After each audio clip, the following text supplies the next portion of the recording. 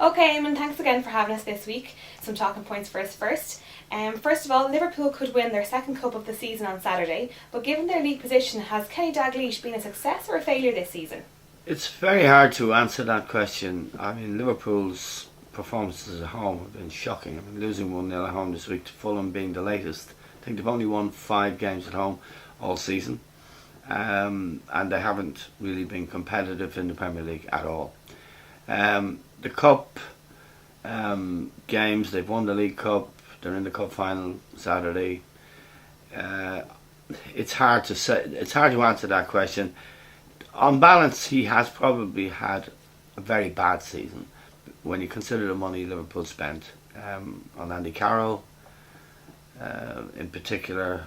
But you know, generally, Stuart Downing hasn't worked, and I think Gerrard has done well, but wasn't available for a big chunk of the season. Jamie Carragher looks like he's past his best now. So I'd say the club has a big regroup job to do in the summer, regardless of winning the cups. Winning the cups, okay, but I think the Premier League is really the ultimate test of a team's merits, and on that basis, I would say there's more failure than success in there, and that's quite a harsh judgment, because if they were to win the FA Cup, win the League Cup, people would say, okay, it's a good season, and they're in Europe next year in the Europa League. I think it's been a very mixed bag, and there was the Suarez incident, which he didn't handle very well. He's admitted that subsequently and apologised. So a lot has happened. It's been an unsettling season for Liverpool fans. I noted they were booed off the pitch after the Fulham game the other night. So clearly the fans aren't happy. Henderson has been another expensive waste of money, it looks like. 20 million from Sunderland. Hasn't really done well. So I think they're going to need to get off to a good start next season. Get off the blocks very quickly. And by October, November have established themselves as at least contenders for a top 4 place. Other than that, I think Dalglish will be in trouble with the owners. And what do you make of England's appointment of Roy Hodgson as manager? I think it's a curious Conservative appointment. He has worked abroad a lot. He managed Inter Milan, didn't really do much there. He's done a good job at Fulham. He did a good job and is doing a good job at West Brom. He failed at Anfield, wasn't given the time. I would say to be a successful England manager, or indeed to be a successful manager of any international team, you tend to have, or to need, inspirational qualities, to have a bit of charisma, to have a certain strength and depth of character.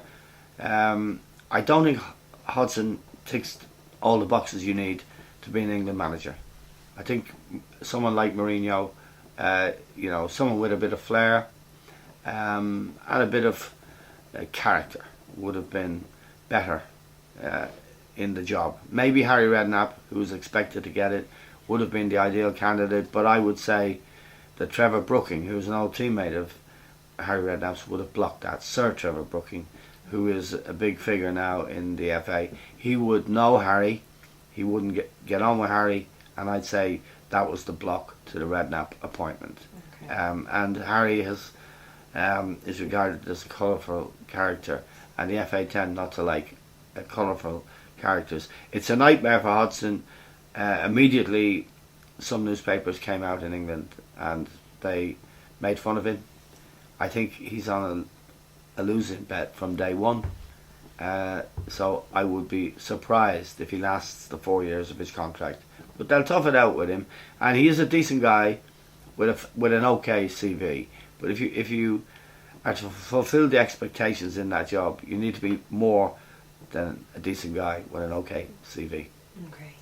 And lastly then, after their derby win over Manchester United, will Manchester City hold their nerve and win the Premier League? That is an extremely good question and a very difficult question to answer. Newcastle went to Chelsea on Wednesday night, won 2-0. They have a great chance of qualifying for Europe. It's a massive game for them. They have some dangerous forwards, Cisse notably, but Djemba Ba as well. And I would remain unconvinced about Manchester City's nerve. I think Newcastle have a very good chance of either beating them or drawing with them. So it's not over for Manchester United, and it's certainly not over for Manchester City. And in fact, Newcastle City to draw is one of my bets this week. Okay, and on to that, what would be your biggest bankers for the weekend and week ahead? I would say 3 draws again. Okay. The usual system, 3 doubles and a treble. Now my bet for the weekend will be Aston Villa and Spurs. I think Villa need a point from that game at the very least to avoid a relegation battle. They're in one, but they need a point. I think they'll get it. I think Spurs still lack a bit of resolve on the road, despite the fact that they won at Bolton during the week. By all accounts, that scoreline didn't reflect the game in general. So I think Villa and Spurs will be a draw. I think Sunderland will get a point at Fulham. Again, Martin O'Neill teams, always hard to beat. Fulham have a good result, coming off a good result at Anfield, but they won't score a lot of goals. They find it hard to score goals. I think this is highly likely to be a draw. And the third draw would be Newcastle, Manchester City. I think it'll be a hell of a match. I think City.